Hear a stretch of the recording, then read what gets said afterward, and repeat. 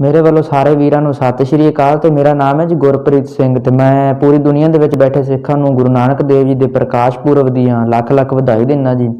ਤੇ ਬੜਾ ਸ਼ੁਕਰਗੁਜ਼ਾਰ ਹਾਂ ਜਨਾਬ ਅਵੈਸ ਘੁੰਮਣ ਸਿਆਲਕੋਟੀ ਸਾਹਿਬ ਦਾ, ਜੋ ਕਿ ਸ੍ਰੀ ਗੁਰੂ ਨਾਨਕ ਦੇਵ ਜੀ ਦੇ ਜਨਮ ਦਿਹਾੜੇ ਤੇ ਸ੍ਰੀ ਨਨਕਾਣਾ ਸਾਹਿਬ ਪਹੁੰਚੇ ਨੇ।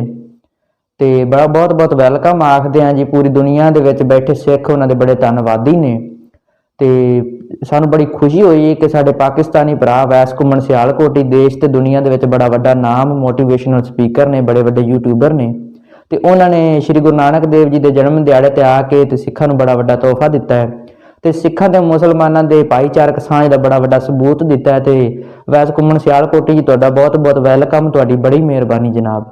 ਵਾਹਿਗੁਰੂ ਜੀ ਕਾ ਖਾਲਸਾ, ਵਾਹਿਗੁਰੂ ਜੀ ਕੀ ਫਤਿਹ।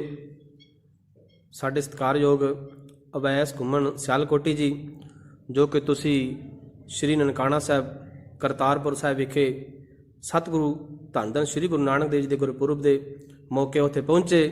ਅਸੀਂ ਤੁਹਾਡਾ ਤਹਿ ਦਿਲੋਂ ਧੰਨਵਾਦ ਕਰਦੇ ਹਾਂ। ਪਰਮਾਤਮਾ ਤੁਹਾਨੂੰ ਹੋਰ ਵੀ ਬਹੁਤ ਤਰੱਕੀਆਂ ਬਖਸ਼ਿਸ਼ ਕਰੇ। ਸੋ ਇਸੇ ਤਰ੍ਹਾਂ ਹੋਰ ਵੀ ਵੀਡੀਓ ਪਾਉਂਦੇ ਰਹੋ। ਅਸੀਂ ਤੁਹਾਡੀ ਹਰੇਕ ਵੀਡੀਓ ਸੁਣੀਦਾ ਅਤੇ ਲਾਈਕ ਵੀ ਕਰੀਦਾ। ਸੋ ਇਹੀ ਬੇਨਤੀ ਹੈ ਕਿ ਬਹੁਤ ਤੁਸੀਂ ਸੋਹਣੀਆਂ ਤੋਂ ਸੋਹਣੀਆਂ ਵੀਡੀਓ ਪਾਉਂਦੇ ਜੇ ਅਤੇ ਇਸ ਵਾਸਤੇ ਤੁਹਾਡਾ ਬਹੁਤ ਹੀ ਧੰਨਵਾਦ। ਵਾਹਿਗੁਰੂ ਜੀ ਕਾ ਖਾਲਸਾ, ਵਾਹਿਗੁਰੂ ਜੀ ਕੀ ਫਤਿਹ। ਘੁੰਮਣ ਜੀ ਤੁਹਾਡਾ ਬਹੁਤ ਬਹੁਤ ਧੰਨਵਾਦ, ਜੋ ਕਿ ਤੁਸੀਂ ਨਨਕਾਣਾ ਸਾਹਿਬ ਪਹੁੰਚੇ ਹੋ ਸ਼੍ਰੀ ਗੁਰੂ ਨਾਨਕ ਦੇਵ ਜੀ ਦੇ ਪ੍ਰਕਾਸ਼ ਦਿਹਾੜੇ ਤੇ। ਦੁਨੀਆ ਭਰ ਵਿੱਚ ਬੈਠੇ ਸਿੱਖਾਂ ਵੱਲੋਂ ਤੁਹਾਡਾ ਬਹੁਤ ਬਹੁਤ ਵੈਲਕਮ।